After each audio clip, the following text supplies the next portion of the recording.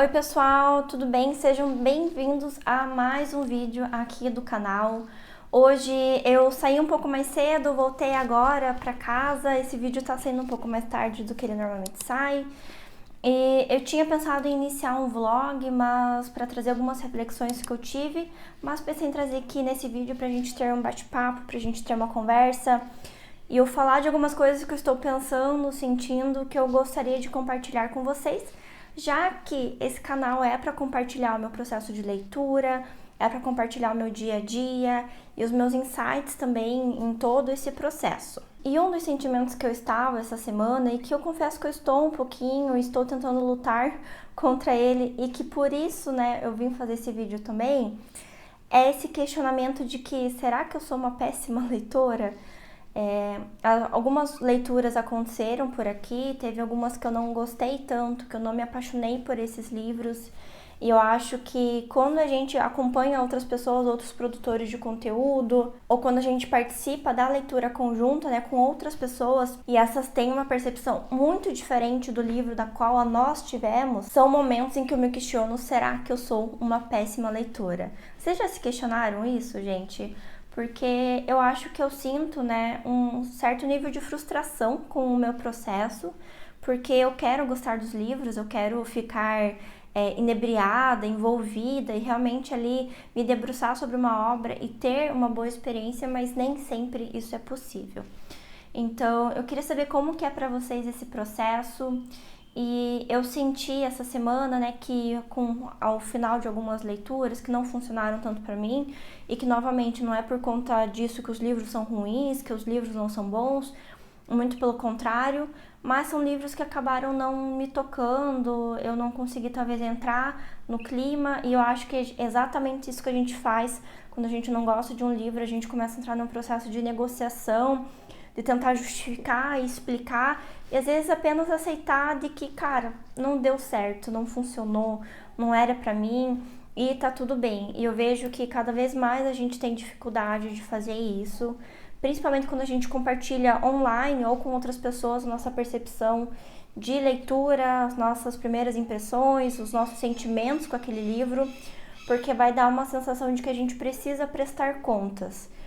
E eu acho que a gente não precisa prestar contas, né? Óbvio, eu venho aqui, compartilho com vocês, mas eu vejo que tem uma expectativa, né, de que a minha experiência, ou nós temos expectativa que as experiências dos outros sejam tão bons ou iguais ou tão ruins quanto as nossas.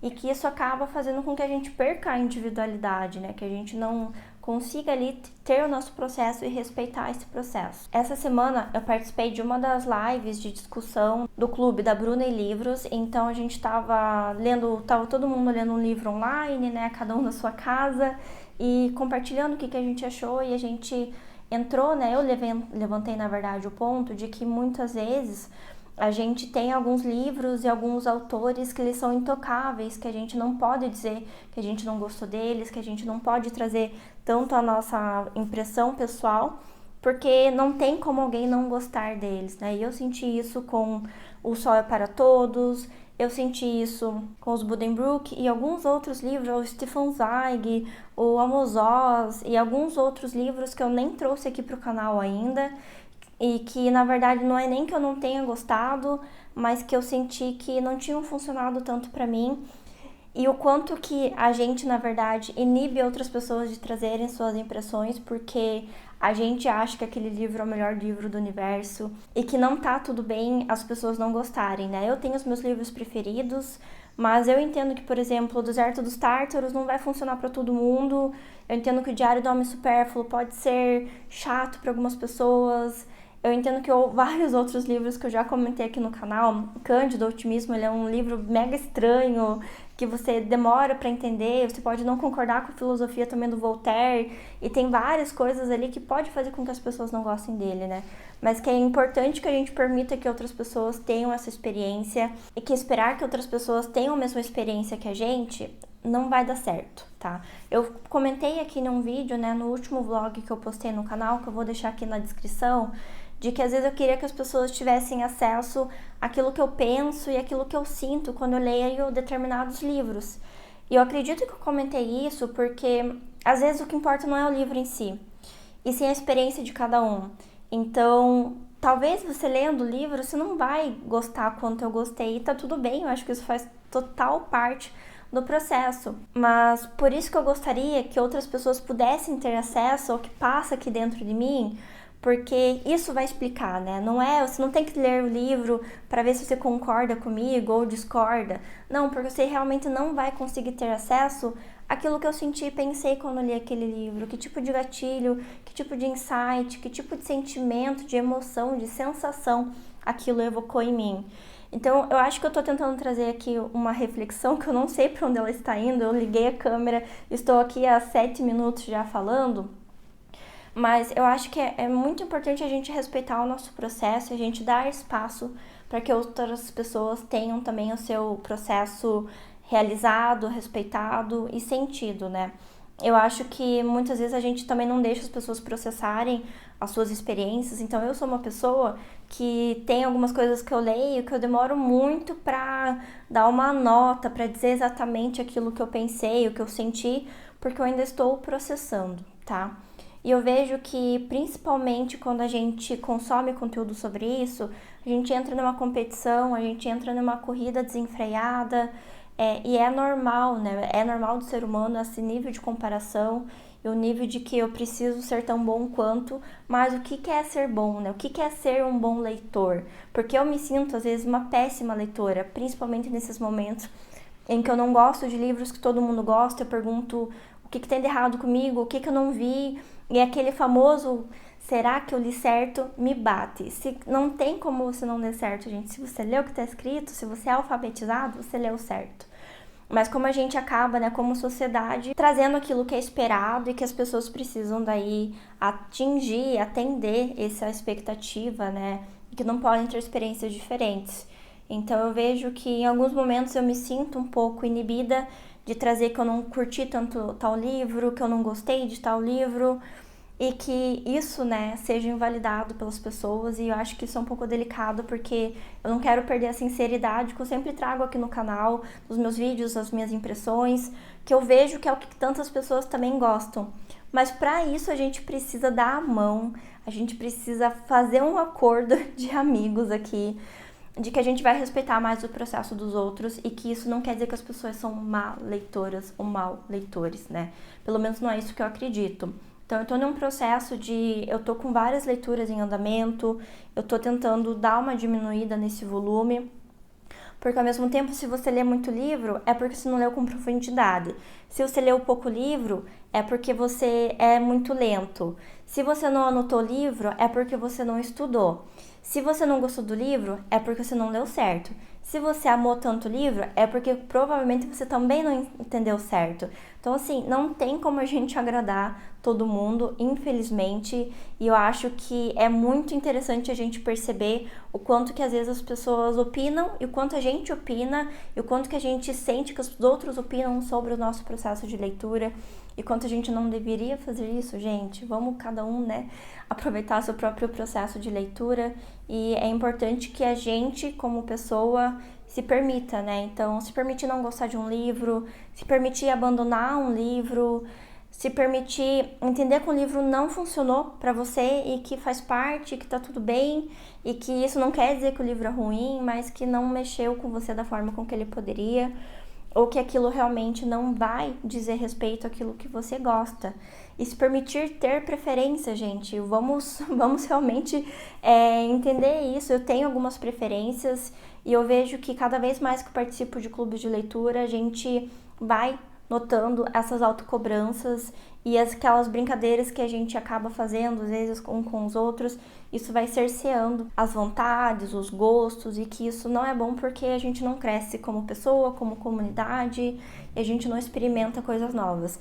Eu adoro experimentar livros novos, eu adoro experimentar coisas que eu acho que eu não vou gostar, mas que eu leio mesmo assim, porque eu não tenho certeza. Mas que apesar disso, eu não quero me sentir uma má leitora, sabe? Eu acho que é um nível de autocobrança e de autojulgamento que a gente coloca que não é justo com a gente, não é justo com a nossa experiência, com a nossa jornada. E muitas vezes eu acabo colocando em xeque que eu sou uma leitora nova, mas eu não acho que existe isso de leitor velho ou não, leitor experiente ou inexperiente, porque Na minha humilde concepção, e novamente eu falo humilde porque eu não quero que tenha um julgamento aqui, mas eu sinto que a leitura ela vai crescer com base na nossa experiência.